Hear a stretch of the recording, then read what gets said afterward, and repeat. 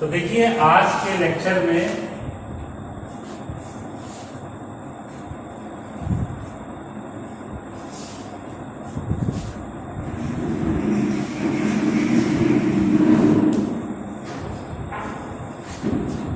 सिर्फ हम लोग सीएफटी के बारे में बात करेंगे। जो आपकी सीएफटी है, this is your crystal field theory. हालांकि इसके पीछे तमाम थ्योरी आती गई, बहुत चीजों को एक्सप्लेन करती गई, लेकिन हम लोग इस लेक्चर में सिर्फ सीएफटी के बारे में बात करेंगे। और जब हम सीएफटी के बारे में बात करेंगे तो यहाँ पे जो पहली चीज जाननी जरूरी है, वो चीज जाननी जरूरी है हमारे पास डीजेनरेसी। कोई भी ऑर्बिटल के शेप अलग अलग हो सकते हैं, लेकिन जब आपसे ये कहा जाए कि कंप्लीटली फील्ड,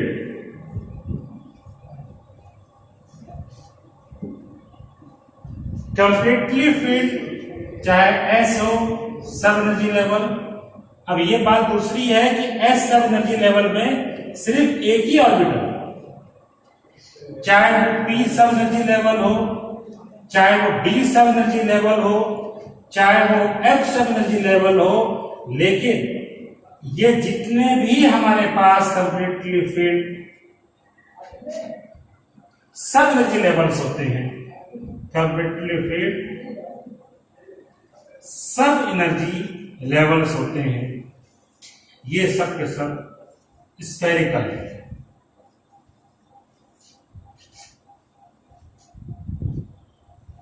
कंप्लीटली फील्ड, अगर थोड़ी देर के लिए कंप्लीटली फील्ड को हटा दें, तो कंप्लीटली फील्ड भी वही काम करता है जो कंप्लीटली वैकेंट। जो कंप्लीटली वैकेंट है, चाहे वो डी हो, चाहे वो एस हो, चाहे वो पी हो, अगर वो सब एनर्जी लेवल है तो वो आपका स्फेरिकल। तो हम लोग बात करने जा रहे हैं किसके बारे में? डी सब एनर्जी लेवल्स के बारे में। तो देखिए हम लोग डी सब एनर्जी लेवल, अब जो डी सब एनर्जी लेवल है, डी सब एनर्जी लेवल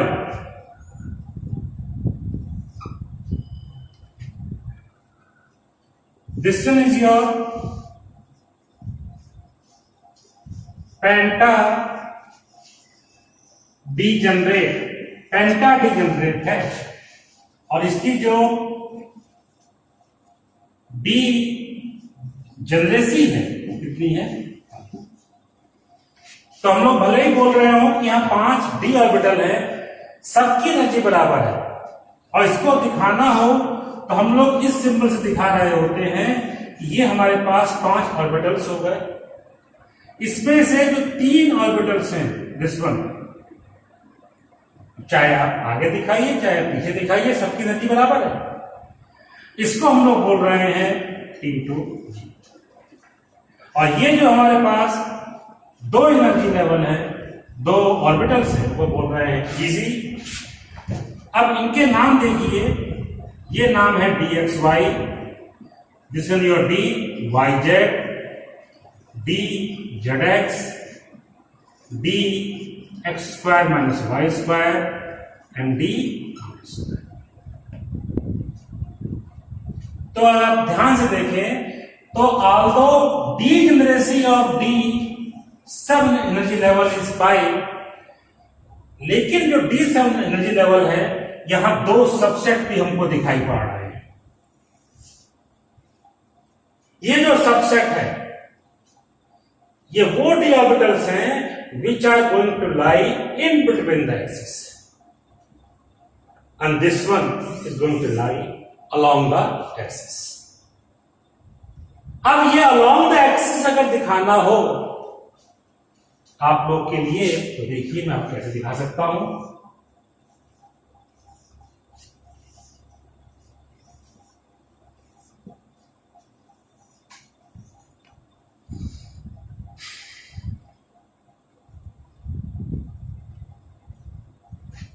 हम कह रहे हैं कि ये हमारे पास एक्स एक्सिस है, ये हमारे पास वाई एक्सिस है, ये हमारे पास जेड एक्सिस है। अगर आप ध्यान से देखें तो ये, अब देखिए जेड में क्या होगा, जेड स्क्वायर।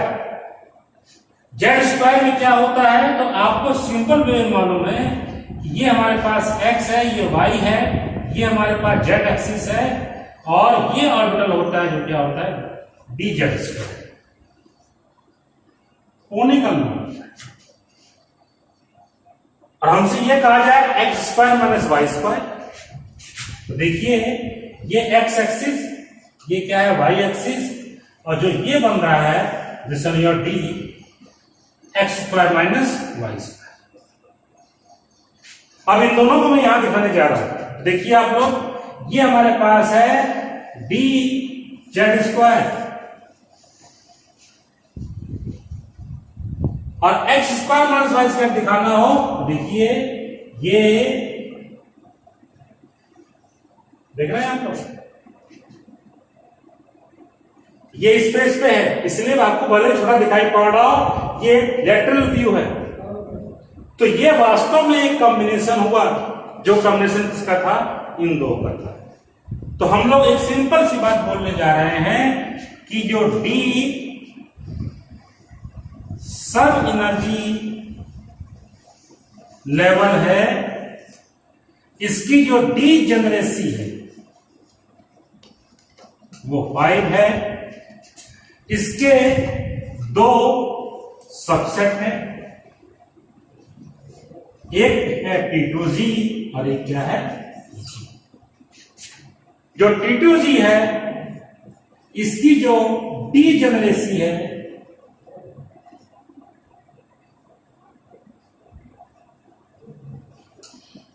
वो 3 है, और EG की डी जनरेसी वो 2।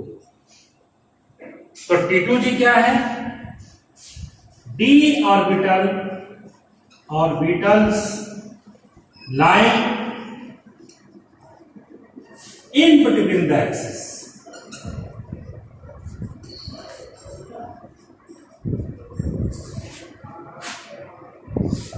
और EG क्या हुए, डी ऑर्बिटल्स लाइन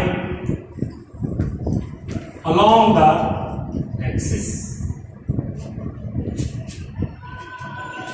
ये था डी जनरेसी के बारे में। अब इससे हम लोग आगे बढ़ेंगे। हम बात करेंगे फील्ड के बारे में, क्योंकि यहां पर एक वर्ड आ रहा है फील्ड।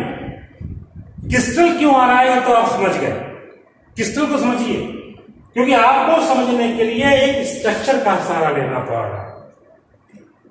अब फील्ड क्या होती है मैं इसके बारे में बात करूंगा, ठीक है। तो नेक्स्ट पॉइंट आ रहे हैं हम लोग फील्ड, ठीक, आगे बढ़ते हैं हम लोग।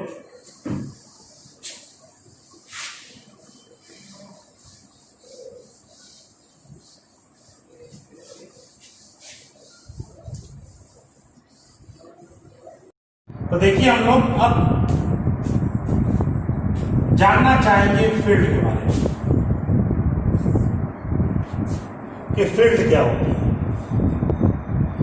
ये फील्ड हम लोगों ने कभी पहले भी पढ़ी है, बिल्कुल उन्होंने पढ़ा हुआ है इसको हमने तब पढ़ा था जब हम पढ़ रहे थे मैग्नेटिक क्वांटम नंबर।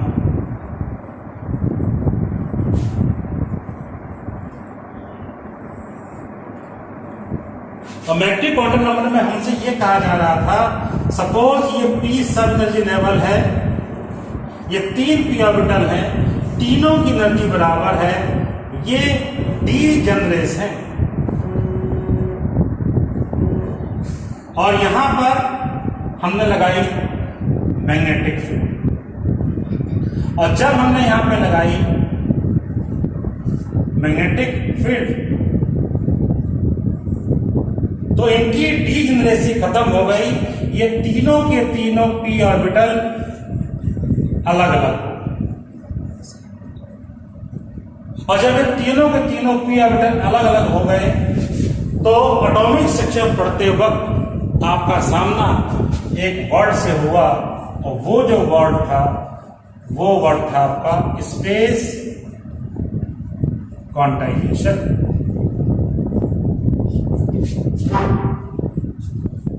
हमने कह दिया कि साहब कि जो p सब एनर्जी लेवल है, this is going to contain 3p orbital.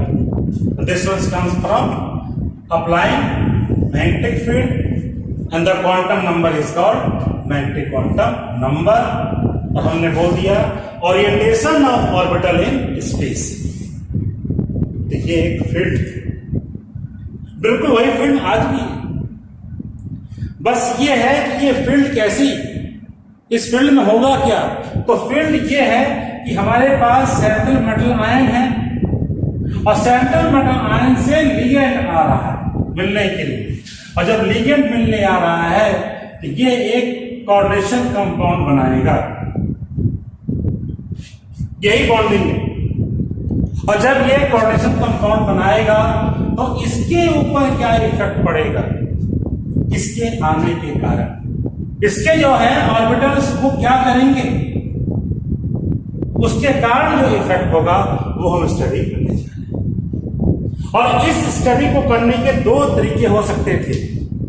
एक सिंपल तरीका यह था कि हम लोग देखो, हम बॉन्डिंग की बात करने जा रहे हैं, इंटरेक्शन की बात करने जा रहे हैं, और इंटरेक्शन की अगर बात करें तो हमको एक सिंपल सी बात समझ में आती है कि जो आपका सेंट्रल मेटल आयन है वो इलेक्ट्रॉन डेफिशिएंट है। तो जो सेंट्रल मेटल आयन है वो इलेक्ट्रॉन डेफिशिएंट है, और जो लिगेंड है ये आपका इलेक्ट्रॉन रिच है।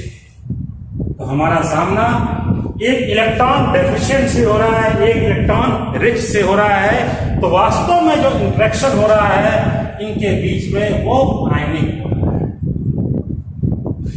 एक सिंपल आयनिक इंटरेक्शन है, और जो आयनिक इंटरेक्शन है इसी को समझाया जा रहा है, कंसीडर किया जा रहा है किस थ्योरी में, जो आप पढ़ने जा रहे हैं क्रिस्टल फील्ड थ्योरी में। और जब ये थ्योरी कामयाब नहीं हो पाई पूरी तरीके से, is not in position to explain all the shown property, तो हमको ये मानना पड़ा कि कहीं ना कहीं थोड़ा बहुत कोवलेंट इंटरेक्शन भी हो रहा है। तो हमको इस क्रिस्टल फील्ड थ्योरी को एडजस्ट करना पड़ा, उसे बोलते हैं हम लोग ACFT, adjusted crystal field theory, और इसको हम लोग लिगेंड फील्ड थ्योरी के नाम से भी जान सकते हैं, जो कि इस लेक्चर से बाद की बातें हैं। फिलहाल तो एक तरफ इलेक्ट्रॉन डेफिशिएंट, एक तरफ इलेक्ट्रॉन रिच। जो इलेक्ट्रॉन डेफिशिएंट है तो कहा जाए क्यों है, तो हम कहेंगे कि जो आपके पास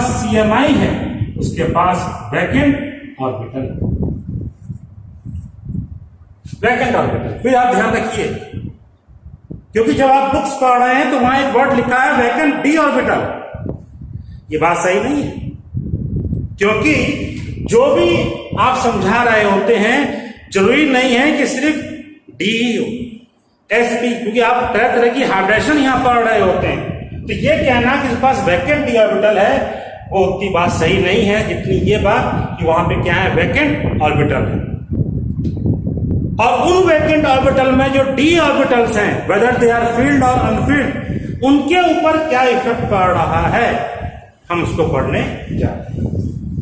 और जो लिगेंड्स की बात कर रहे हैं, लिगेंड्स भी तीन तरीके के हो रहे हैं, एक नेगेटिव लिगेंड, एक न्यूट्रल लिगेंड और एक पॉजिटिव लिगेंड। एक स्टूडेंट हमसे आर्गुमेंट कर सकता है कि सर नेगेटिव समझ में आता है इलेक्ट्रॉन रिच है, लेकिन न्यूट्रल कैसे इलेक्ट्रॉन रिच है, पॉजिटिव कैसे इलेक्ट्रॉन रिच है। हमने कहा ये भी इलेक्ट्रॉन रिच हो सकता है। भाई कैसे हो सकता है, तो कम से कम आप ये तो मान सकते हैं कि इन दोनों को ऐसे हम लोग डाइपोल मान सकते हैं। और जब इसको डाइपोल मान सकते हैं तो डाइपोल के दो पार्ट होंगे, नेगेटिव और पॉजिटिव। तो if negative end is going to approach towards central metal ion, तो ये भी क्या हुआ, लिगेंड हुआ कि नहीं हुआ। तो पॉजिटिव होने के बावजूद भी, न्यूट्रल होने के बावजूद भी, ये भी क्या है, इलेक्ट्रॉन रिच स्पीसीज है। और हम लोग इस इंटरेक्शन की बात करने जा रहे हैं। इसको आप इस तरह समझिए कि अगर 5 दोस्त एक साथ जा रहे हों और कहीं पे हल्ला होता है कि साहब मारो मारो मारो, तो इन 5 की एनर्जी एक साथ बढ़ जाती है, लेकिन जब वो पास आते हैं तब कहानी कुछ और होती है। इसी को हम समझाएंगे अब अगले एग्जाम्पल में। नेक्स्ट थ्योरी है आपकी ऑक्टाहेड्रल, ठीक है। तो CFT applied to octahedral theory. शुरू करें। तो हम लोग एक एग्जाम्पल लेके चलते हैं, क्योंकि बहुत सारा वक्त हमारा कोचिंग की दुनिया में बीता है। एग्जाम्पल को इस तरह से लिया जा सकता है कि कोरोना का वक्त है और कोई दाखिले नहीं हो रहे हैं। 5 टीचर एक साथ बैठे हुए हैं, physics, chemistry, math, botany, zoology, 5 teacher बैठे हुए हैं। सबकी एनर्जी डाउन है। तो ये हमारे पास 5 टीचर हैं, देखिए, physics, chemistry, math, botany, zoology, इन 5 की एनर्जी बहुत डाउन है। इतने में दूर से एक स्टूडेंट आते हुए दिखाई पड़ता है, उसके साथ में उसके मदर फादर भी।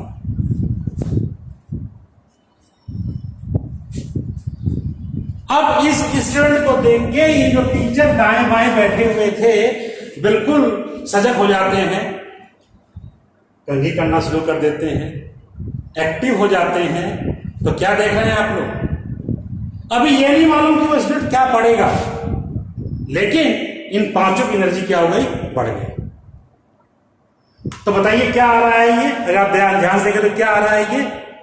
स्टूडेंट नहीं, स्टूडेंट नहीं आ रहा, पैसा आ रहा है, मनी आ रही है।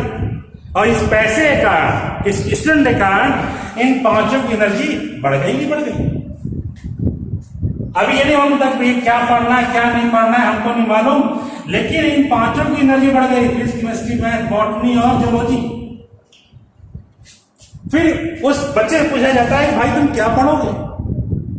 ये बच्चा 5 की ओर देखता है और फिर वो कहता है कि साहब हम तो मैथ वाले हैं। जैसे ही उसने कहा मैथ वाले हैं, वैसे ही क्या हुआ? ये जो बॉटनी और जूलॉजी वाले थे, अब इनसे तो बात खत्म हो गई। हमारा आपसे इंटरेस्ट ही नहीं है, सिंपल सी बात। और जब इंटरेस्ट नहीं है तो अब तक जो 5 की एनर्जी बराबर थी, वो एनर्जी क्या हो गई? अलग हो गई। अब ये 3 खुश है, इनकी एनर्जी बढ़ गई, और 2 की एनर्जी क्या हो गई? कम हो गई। तो उनकी जो डीजेनरेसी थी वो क्या हो गई है? लॉस हो गई है। कब? जब कब आ रहा है वहां पे स्टूडेंट आ रहा है, ठीक है। ऐसे ही हम लोग बात पढ़ने जाएंगे। तो ये हम कब बोल रहे हैं? ये हम कब बोल पाए? जब हमको ये मालूम था कि ये आने वाला स्टूडेंट क्या है?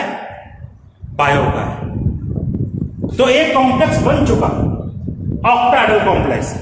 तो वो जो ऑक्टाहेड्रल कॉम्प्लेक्स बन चुका है, उसके बनते वक्त सेंट्रल मेटल आयन के डी ऑर्बिटल में क्या चेंजेस हुए, उनकी डीजेनरेसी किस तरह से ऊपर नीचे हुई, उसके कारण हाइब्रिडेशन पे क्या फर्क पड़ा, और उस बेस पे हमने ये कहा कि साहब ये स्ट्रॉन्ग लिगेंड है, ये वीक लिगेंड है, कैसे कहा, उसको हम लोग पढ़ने जा रहे हैं। यही है CFT applied to octahedral complex. Clear?